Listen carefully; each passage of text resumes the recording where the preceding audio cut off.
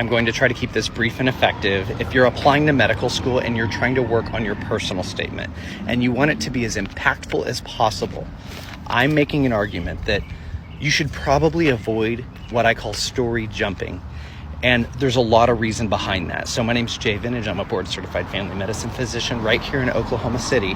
And I'm trying to help people optimize their personal statements so you can retain people's attention, so you can kind of suck them into a story, and so that your statement is something that was very memorable as opposed to doing what a lot of other people do.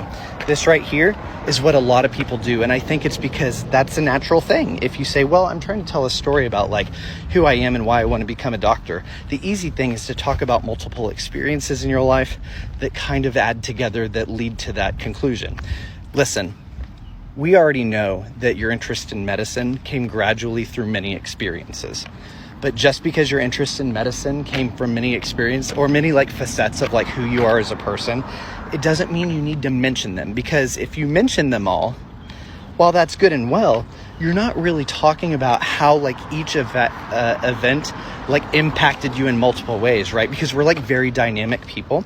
And so at the expense of like changing setting of each story, which by the way takes a lot of like mental energy out of the reader, and they can't even really focus on get to know you as a person. They're just thinking of like a list of instances that impacted you.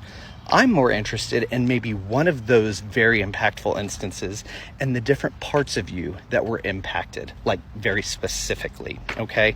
So it's not that I'm looking for all these experiences that made you want to be a doctor. I'm looking for a very impactful experience that changed different facets of you or like impacted you in a way to where you could parallel as to like why medicine, why now. And you could just talk about, hey, this experience actually had a major impact on me, but you don't need to talk about every single last one of them.